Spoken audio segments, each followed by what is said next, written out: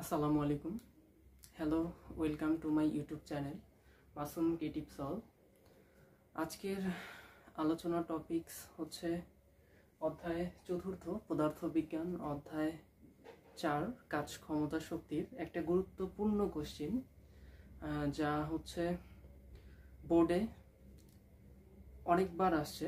তো যে বোর্ডে আসছে ওটা আমি ডেসক্রিপশনে দিয়ে দেবো, তোমরা দেখে নিবা এবং ওই অনুযায়ী প্র্যাকটিস করবা। তোমাদের যে কোনো গাইড থেকে পাবা বোর্ড কোশ্চিন যেহেতু।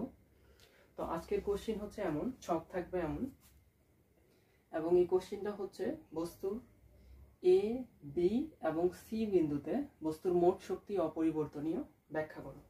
অথবা এমনও বলতে পারে এ, বি এবং সি বিন্দুতে শক্তির সংরক্ষণশীলতা নীতি মেনে চলে, ব্যাখ্যা করো, এমন। তো এটা আসলে অনেক সহজ, শুধু বুঝতে হবে, ভালো করে বুঝলেই অনেক সহজ। তো দেখো এখানে দেওয়া আছে এ বিন্দু, বি বিন্দু এবং সি বিন্দু।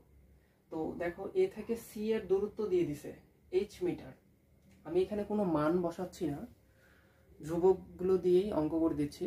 কিন্তু গাইডে যেগুলো আছে ধ্রুবক দিয়ে অঙ্ক করলে বুঝতে পারবা, তারপর গাইডে তো এগুলোর মান দিলেই, মান বসাই দিলেই অঙ্ক হয়ে যাবে।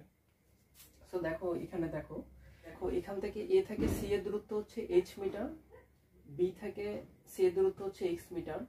তবে এ থেকে বি এর দূরত্ব হবে এসি থেকে বিসি বাদ, অর্থাৎ এইচ থেকে এক্স বাদ, এটা হচ্ছে এ বি এর দূরত্ব। তো এটা আমাদেরকে অংশে অংশে করতে লাগবে, যেহেতু বলছে মোট শক্তি অপরিবর্তনীয়। মোট শক্তি বলতে এখানে কি বোঝাচ্ছে? দুইটা জিনিস। শক্তি, আমরা একটা শক্তিতে যদি আসি, শক্তি কাকে বলে? শক্তি হচ্ছে কাজ করার ক্ষমতা। শক্তি কত প্রকার? শক্তি হচ্ছে দুই প্রকার, একটা হচ্ছে বিভব শক্তি, একটা হচ্ছে গতিশক্তি। বিভব শক্তি কি?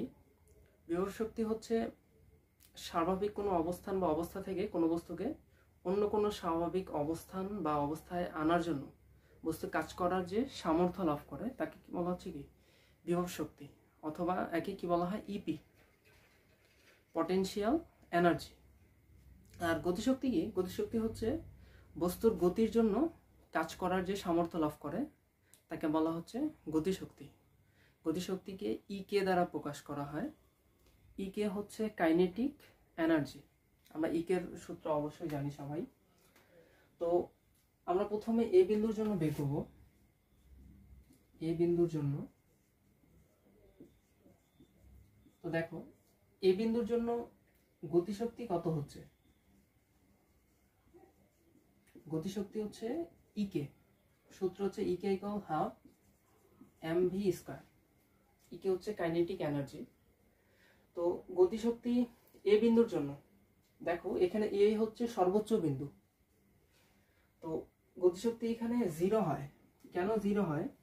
দেখো মনে করো মার্কারের হেড, এটাকে আমরা অনেক জোরে উপরে মারছি। তো উপরে মারার ফলে অনেক দূরে যাচ্ছে, উপরে উঠছে, কিন্তু কোনো এক সময় এটা তো নিচে আসবে, তাই না? অর্থাৎ এর শেষ বেগ কোনো এক সময় তো 0 হবে, তারপর তো আবার নিচে আসছে। তাহলে ভি ইকুয়াল 0 হচ্ছে। ভি যদি 0 হয় তাহলে হাফ ইন্টু এম, ভি এর সাথে কি অবস্থা আছে? গুণ অবস্থা আছে। তাহলে ভি যেহেতু 0 হয় তাহলে গতিশক্তি কি হবে? 0 হবে। তাহলে আমরা মনে রাখবো যে সর্বোচ্চ বিন্দুতে বস্তুর গতিশক্তি কি হয়? 0 হয়। এবার আমরা বিভব শক্তিতে আসবো। বিভব শক্তি কি?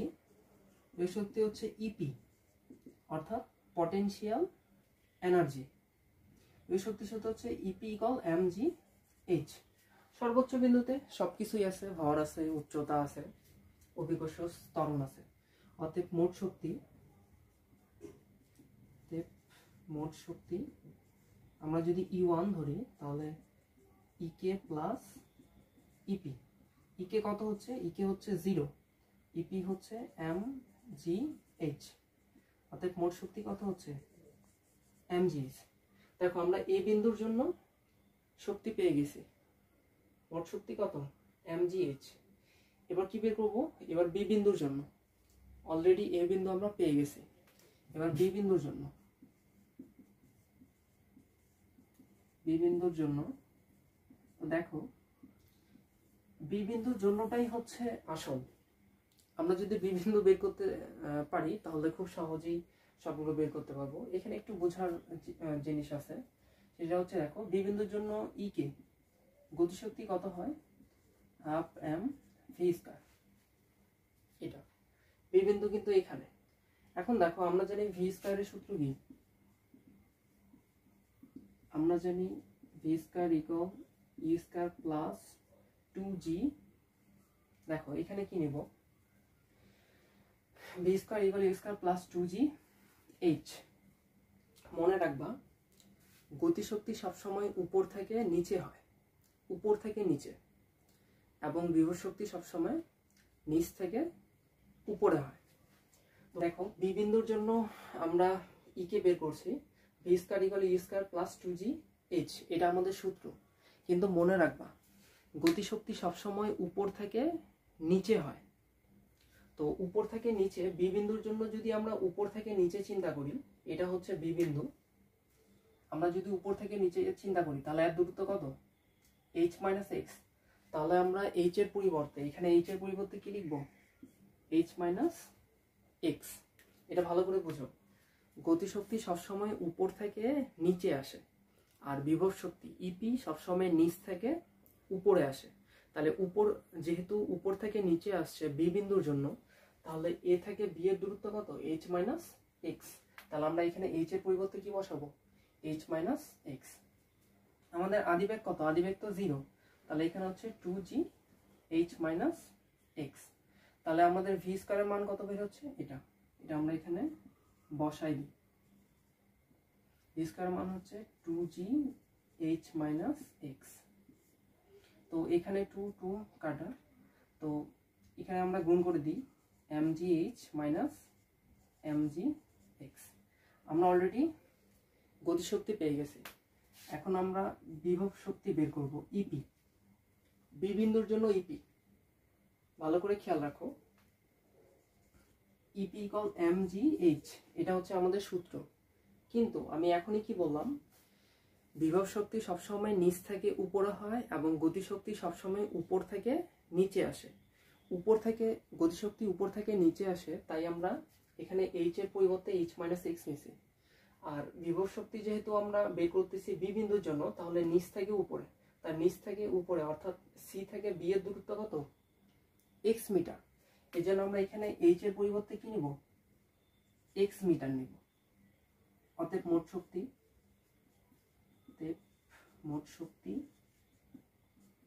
E2 যদি ধরি, আমরা এখানে E1 ধরছি, E2 হচ্ছে EK প্লাস EP।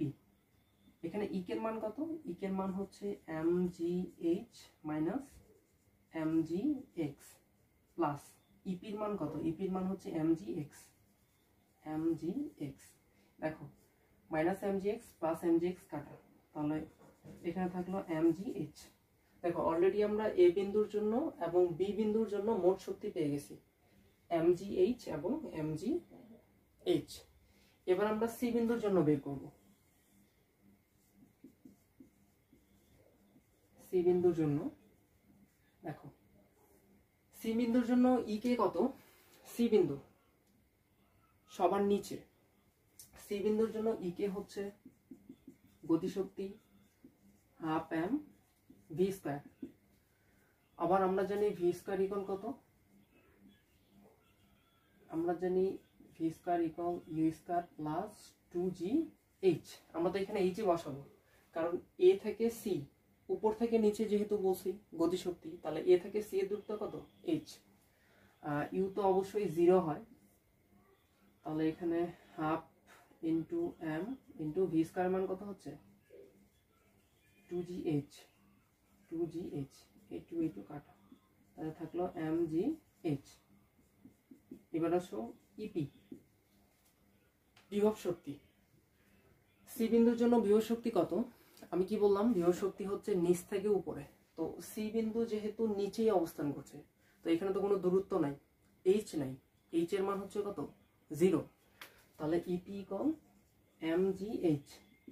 h এর মান যেহেতু 0, তাহলে আমাদের ইপি ইকুয়াল টু কত, 0। এক কথায় সর্বোচ্চ বিন্দুতে গতিশক্তি 0 হয়। কেন 0 হয়? কারণ ওখানে সর্বশেষ বেগ 0 হয়। এবং সর্বনিম্ন বিন্দুতে বিভব শক্তি 0 হয়। কেন 0 হয়? কারণ এখানে h, এক কথায় দূরত্ব, উচ্চতা, এখানে উচ্চতা থাকে না, h এর মান 0 হয়। তাই সর্বনিম্ন বিন্দুতে বিভব শক্তি 0 হয়। এবার আমরা মোট শক্তি করি। অতএব মোট শক্তি E3 হচ্ছে EK প্লাস EP।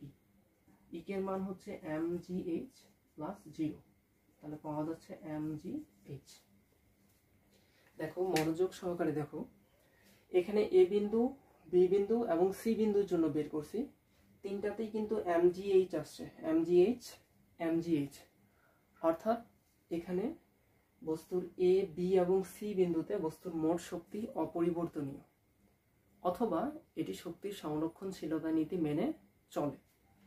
এখানে ভালো করে দেখো, এখানে কোশ্চেন এমনও আসতে পারে, শুধু দুইটা বিন্দু দিতে পারে, শুধু A বিন্দু অথবা C বিন্দুর জন্য দিতে পারে। A বিন্দু এবং C বিন্দু, A যেহেতু সর্বোচ্চ বিন্দু আর C যেহেতু সর্বনিম্ন বিন্দু, তাহলে আমরা A বিন্দুর জন্য বের করব এটা, আর C বিন্দুর জন্য বের করব এটা। আবার অনেক সময় শুধু B বিন্দুর জন্য বের করে দিতে বলতে পারে শুধু B বিন্দুতে বস্তুর মোট শক্তি কত, তখন আমরা এটা করব। এখন দেখো, এখানে কিন্তু আমি উচ্চতা h বসাইছি, এখানে হচ্ছে x বসাইছি। এই ধ্রুবকগুলোর মধ্যে যখন কোশ্চেনে তো অবশ্যই মান দেওয়া থাকবে, যে মানগুলো দেওয়া থাকবে প্রথমে আমরা এভাবে করব। সর্বশেষে এখানে আমাদের কত বের হয়েছে mgh। এখন এখানে যদি আমাদের ভর দেওয়া থাকে, অভিকর্ষ ত্বরণের মান তো জানি 9.8, এবং যদি এখানে উচ্চতা দেওয়া থাকে আমরা উচ্চতার মান বসাই দেব, তাহলে আমাদের অ্যান্সার পেয়ে যাব। তোমরা এভাবে করতে পারবা, অথবা আগেই মান বসায় দিতে পারবা, কিন্তু এভাবে করাটাই হচ্ছে বেস্ট। তো আশা করা যায় ভিডিওটা ভালো করে দেখবা এবং বুঝতে পারছো। এবং আমি হচ্ছে ডিসক্রিপশন বক্সে তোমাদের এই রিলেটেড যে কোশ্চেনগুলো বোর্ডে আসছে, বোর্ডের সালে আসছে, সেগুলো আমি দিয়ে দেবো। তোমরা এই ভিডিও করার পর, ভিডিও দেখার পর অবশ্যই সেগুলো তোমার নিজস্ব যে গাইড আছে, গাইড বই থেকে দেখবা এবং করার চেষ্টা করবা।